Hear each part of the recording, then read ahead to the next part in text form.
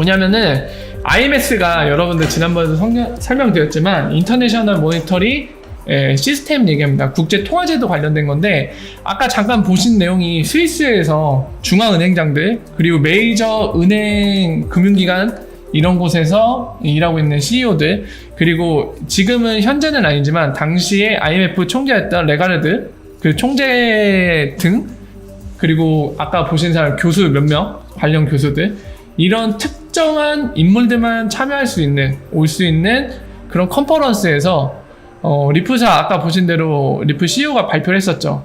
당시에 제가 설명을 드렸었습니다. 그 번역, 실시간 번역하면서 실시간 번역은 아니었죠. 어쨌든 저 동영상 번역 드리면서 설명드렸었는데 여러분들께 뭘 말씀드리려고 했냐면은 저기에서 브래드 갈링하우스가 발표했고 막 뭐 보이지 않는 조직이 리프사 밀어주고 있어요 막 이런 얘기 하려는 게 아니라 그런 얘기 지금까지 한 적도 없고 지금도 그런 얘기 하려고 보여드린 게 아니라 중요한 포인트를 말씀드리는 거예요. 여러분들 지금 달러 얘기를 하시니까 그것 때문에 이제 이거를 보여드리려고 한 건데 뭐냐면은 제일 중요한 건 리퀴디티예요. 리퀴디티. 뭐 최근에도 달러 기축 문제 어제도 설명드리고 그랬는데 달러 기축과 관련된 모든 여러 가지 얘기들이 있죠. 다 이거에 기반하는 거 리퀴디티입니다. 모든 건 다 리퀴디티가 기결되는 거예요. 모든 건. 모든 나라의 경제가 잘 돌아가려면 그 중에 하나가 충족되는 게 있어요. 맨날 우리가 막 내수 진작, 뭐 내수가 잘 안 돌아간다, 막 돈이 죽어 있다, 막 돈이 안 돌고 그냥 가만히 있어갖고 다 죽어가고 있다 이런 얘기 하잖아요. 이게 다 리퀴디티랑 관련이 있는 겁니다. 다 리퀴디티랑 관련이 있어요.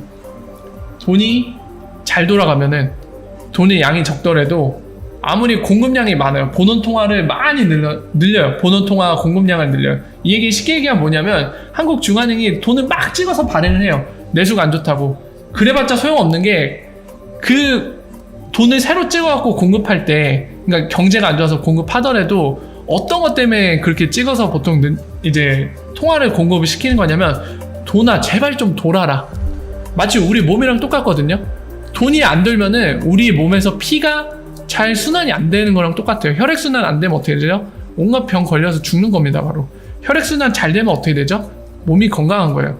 똑같아요. 경제에서도 돈이 피랑 똑같아요. 몸이랑 비교하면 돈이 잘 돌면은 건강해져요.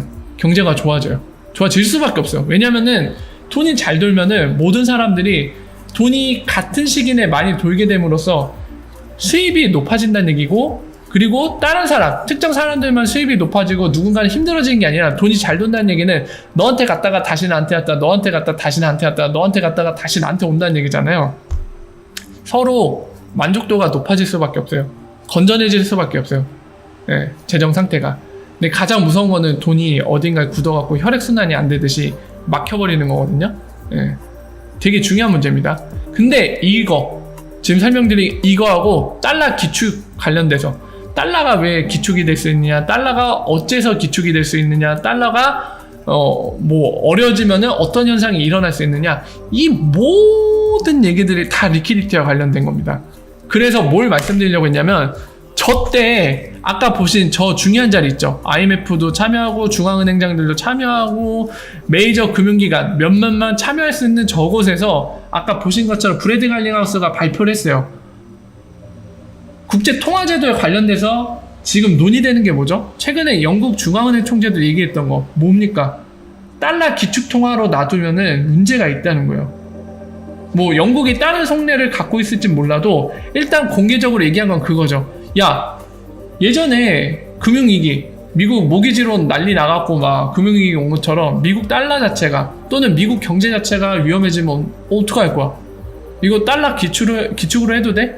언밸런스잖아. 이거 우리한테도 리스크가 굉장히 큰 거고 그리고 달러 기축으로 하면 각 나라가 특히 신흥국가들 아직 개발도상국이나 또는 선진국 대열에 참여하지 못한 애들은 달러를 보유를 하려고 하거든요. 왜 그러죠? 여러분들 잘 아시죠? 그 정도는.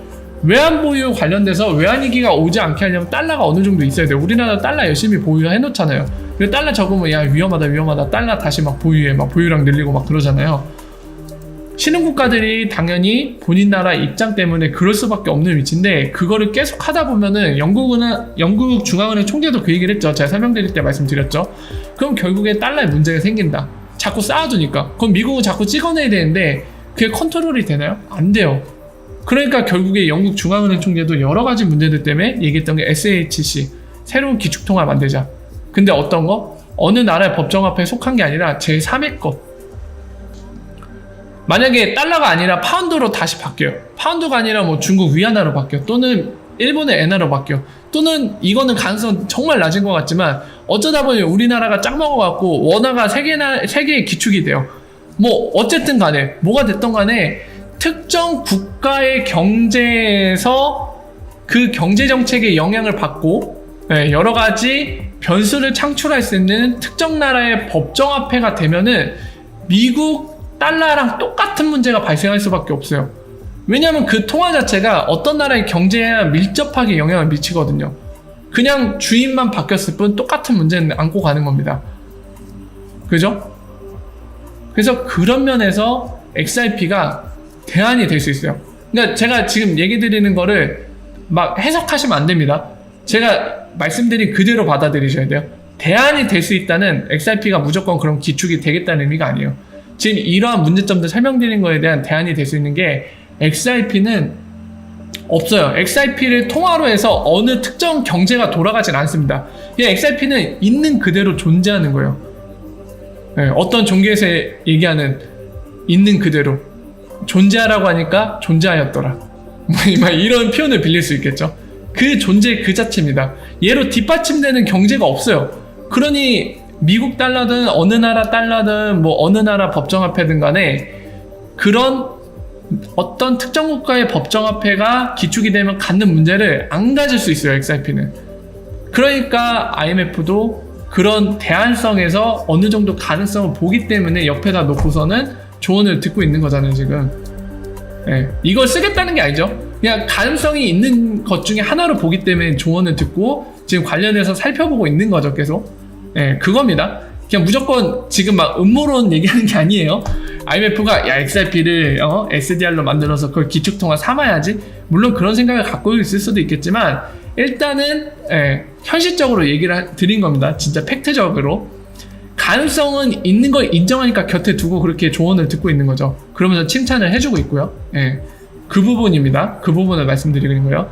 그래서 지금 이러한 얘기들에 있어서 가장 핵심이 되는 건 뭐냐면 저때 브래드 갈링하우스가 발표하고 나서 질문을 받는 시간을 가졌는데 그때 어떤 사람이 얘기합니다. 뭐라고 얘기하냐면 모두가 리퀴디티를 원하는데 리플사는 그 문제를 해결해 줄 수 있느냐. 이 질문은 뭐냐면은 지금까지 설명드린 거에 대한 지금 현재 상황과 그리고 현재 상황이 안고 있는 문제들에 대해서 리플사는 해답을 제시해 줄 수 있느냐 질문을 한 겁니다. 뭐 특정 나라의 법정화폐가 기축이 되면서 갖고 있는 문제, 그리고 그 대안이 그 자리에 들어갔을 때 과연 전 세계의 돈이 그렇게 움직일 수 있게 리퀴디티를 충분히 제공해 줄 수 있느냐, 이런 거에 대한 포괄적인 질문한 거예요. 근본적인 질문. 근데 브래드 갈링하우스는 그때 얘기했습니다. XRP로 그게 가능하다고 얘기를 했어요. 할 수 있다고. 오늘 뭐 달러 기축 얘기도 나오고 다시 얘기가 나오길래 지금 이 부분을 설명드리기에 아까 그 동영상을 찾고 있었던 겁니다. 근데 안 나오니까 그냥 말로 설명드린 거예요. 여러분들 중요한 거는 뭐 중국 뭐 미국이 패권을 다투기 뭐 뒤로는 모르라고 이게 전쟁을 할지도 모르고 이게 경제를 막 세계 위기로 빠뜨리고 뭐 이런저런 얘기들이 많은데 문제는 일단 그런 얘기 하는 사람들이 뭐 되게 공신력 있는 뭔가 전문가로서의 신뢰를 받은 사람도 아닐 뿐더러 그건 노벨상 받은 경제학상 받은 사람들도 예측하기 힘든 문제라고 했죠. 그냥 뭐 이런저런 얘기가 많은데 사실 그런 얘기 하는 것보다는 제가 거듭 말씀드리지만 XRP는 국제통화제도상에서 그런 발생하는 문제를 해결하기에 그런 비즈니스 모델을 만들고 나온 리플사, 그리고 리플사가 쓰는 무기인 XRP입니다. 지금 돌아가는 상황, 제가 설명드린 그거에 대한 근본적인 문제는 뭔지 지금 전 세계적으로 각 중앙은행들과 각 정부 그리고 IMF가 원하는 게 뭔지 이 문제에 대해서 어떤 거를 해결하고 싶어 하는지 그걸 해결 방법으로 어떤 것들을 생각하고 있는지 그리고 그 흐름이 어떻게 가는지를 이해하는 게 중요하지. 야, 트럼프가 지금 발언한 거는 약간 메시지가 있어. 중국 니네는 뒤졌다요. 여러분들 중국이 지금 미국한테 지지도를 얻어 터짐으로써 XRP는 성공할 겁니다. 에? 에? 패권 싸움 관련돼서 뭐 미국이 숨겨진 메시지를 트럼프가 뭐 트위터를 통해서 날렸고 뭐 중국이 질 거라는데 뭐 그건 좋다 그거예요. 근데 그래서 XRP가 성공해? 왜? Why? 이런 얘기는 덧없다는 거예요. 중요한 거는 국제 통화 제도가 어떻게 흘러가는지 그 방향성이 있습니다. 이 얘기가 바로 제가 거듭 말씀드리는 XRP가 실패할 수 있는 케이스 뭐라고 설명드렸죠? 각국 중앙은행들이 유니버셜 익스체인지라는 존재를 만들어서 거기에서 만들어낸 CBDC를 서로 교환하는 그 매개체, 플랫폼으로 쓰기 시작하는 그 모델로 가면 XRP가 역할을 할 게 없다고 말씀드렸죠.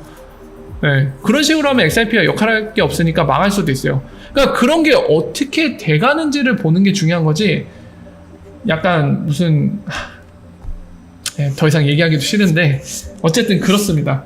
예.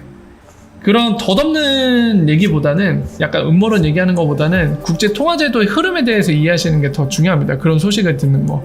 예.